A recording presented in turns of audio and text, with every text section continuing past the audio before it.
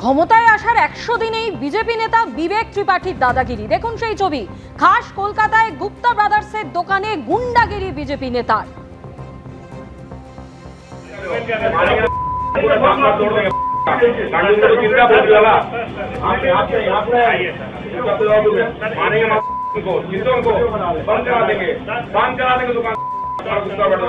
Video बनाइए तो गाली मत दीजिए।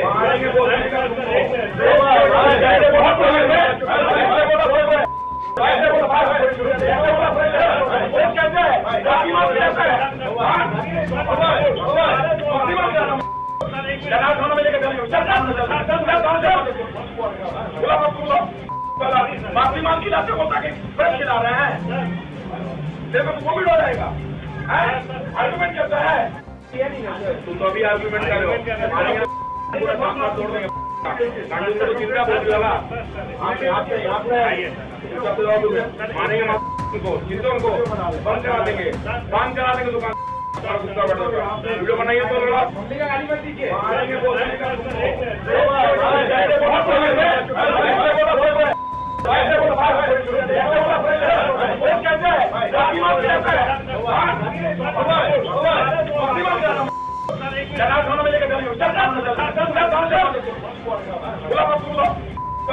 माफी मांग खिलाते हो ताकि खिला रहे हैं, देखो तो कोविड हो जाएगा। आर्गुमेंट करता है, तुम तो अभी आर्गुमेंट कर रहे हो, पूरा मामला तोड़ देंगे। कानून को चिंता बोल दिया मानेंगे उनको, चिंता उनको बंद करा देंगे दुकान। वीडियो बनाइए तो गाली मत दीजिए।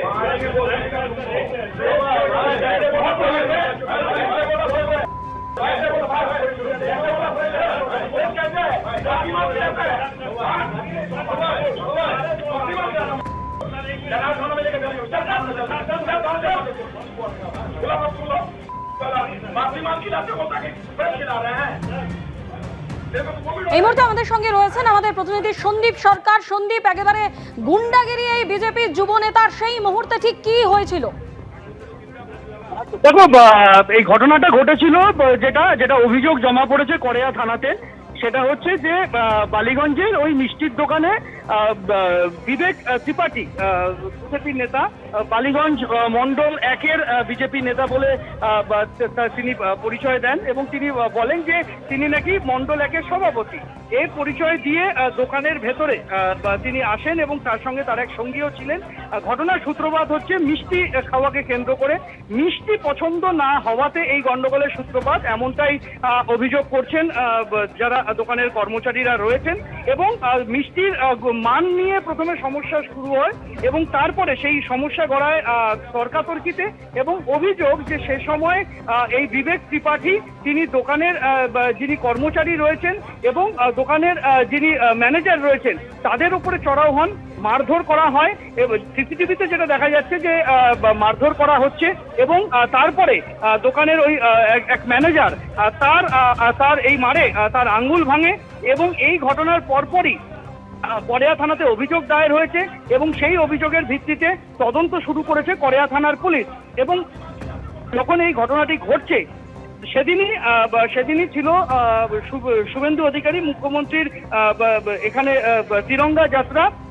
সেই তিরঙ্গা যাত্রা শেষ করে তারা ওখানে গিয়েছিলেন, এমনটাই দোকানে গিয়ে তারা দাবি করেন এবং কেন মিষ্টির মান খারাপ তা নিয়ে তর্কাতর্কি বাঁধে। এবং তারপরই অভিযোগ যে ওই বিবেক ত্রিপাঠী এবং তার এক সঙ্গী তারা দোকানদারের ওপরে চড়াও হন।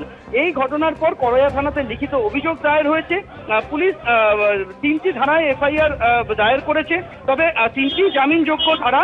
তাই এই ঘটনার পরপরই বিবেক ত্রিপাঠী তার দাবি তিনি ইতিমধ্যেই আদালতে আত্মসমর্পণ করে তিনি জামিন নিয়েছেন। এবং সেই বিবেক ত্রিপাঠীর পাল্টা অভিযোগ যে ওই দোকানে মিষ্টির মান খারাপ থাকা নিয়ে তার সাথে কথা কাটাকাটি বেঁধেছিল এবং তারপরে ওই মিষ্টির দোকানে ওই যে মিষ্টি তাকে দেওয়া হয়েছিল তা খেয়ে তিনি শারীরিকভাবে অসুস্থ বোধ করেছিলেন, তাই জন্য তিনি ন্যাশনাল মেডিকেল কলেজেও যান। কিন্তু কেন মারধর করা হলো দোকানের কর্মচারীদের, যাতে এক কর্মীর আঙ্গুল ভাঙলো, তা নিয়ে কিন্তু কোনো মন্তব্য করেননি অভিযুক্ত বিজেপি নেতা। এবিপি আনন্দ, এগিয়ে থাকে, এগিয়ে রাখে।